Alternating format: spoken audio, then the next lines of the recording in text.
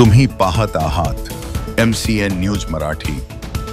स्थानिक स्वराज्य संस्थांच्या निवडणुकीत महायुती आणि महाविकास आघाडी होणार की नाही याबाबत अनेक संभ्रम होते, परंतु अनेक ठिकाणी युती आणि आघाडी कायम न राहता सर्व राजकीय पक्ष बऱ्याच ठिकाणी स्वबळावर तर काही इतर घटक पक्षाच्या सोबत निवडणूक रिंगणात उतरले आहेत।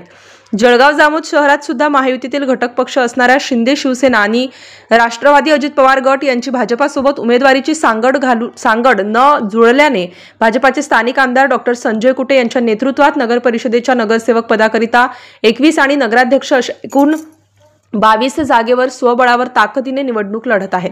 तर महायुतीतील राष्ट्रवादी अजितदादा पवार आणि शिवसेना शिंदे गट हे दोन पक्ष एकत्रित निवडणूक रिंगणात उतरले असून शिवसेना शिंदे गट 14 तर राष्ट्रवादी अजितदादा पवार गट 7 जागांवर निवडणूक लढत असून नगराध्यक्ष पदाकरिता अपक्ष उमेदवार संजय पारवे यांना त्यांनी बिनशर्त पाठिंबा दिलेला आहे।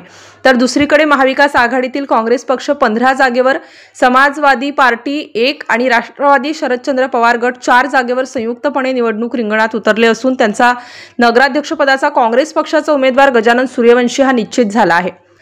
महाविकास आघाडीतील तिसरा घटक पक्ष शिवसेना उभाटा स्वतंत्र 9 जागेवर स्वबळावर निवडणूक रिंगणात उतरला असून 9 नगरसेवक उमेदवारपैकी 3 उमेदवार हे उभाटा जिल्हा प्रमुख गजानन वाघ यांच्या परिवारातील असून 2 उमेदवार हे जळगाव शहर प्रमुख रमेश ताडे यांच्या परिवारातील आहे। हे विशेष म्हणजे नगरसेविकाकरिता 9 उमेदवारांपैकी 5 उमेदवार हे 2 पदाधिकारी यांच्या घरातीलच आहे। तर उभाटाच्या नगराध्यक्ष म्हणून पवन अवचार यांना उमेदवारी बहाल केली आहे। अजून सुद्धा महाविकास आघाडीत बरेच राजकीय बदल होण्याचे संकेत आज तरी दिसून येत आहेत। त्यामुळे महाविकास आघाडी कोणताही घटक पक्ष आपल्या उमेदवारांबाबत ठामपणे प्रसार माध्यमांसमोर बोलण्यास तयार नाही। जिल्हा स्तरावर काँग्रेस आणि वंचित बहुजन आघाडी यांची युती झाली असली तरी जळगाव नगरपालिकेत वंचित सुद्धा नगरसेवकाकरिता 3 जागेवर तर नगराध्यक्षाकरिता सुधीर पारवे अशी स्वतंत्र निवडणूक लढत आहे।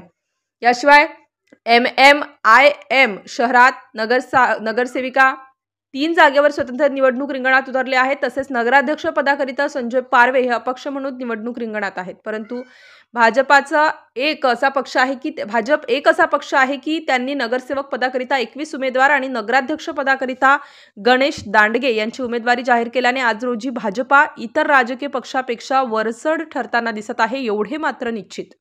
MCN न्यूज मराठी करिता संपादक राजीव वाढे, जळगाव।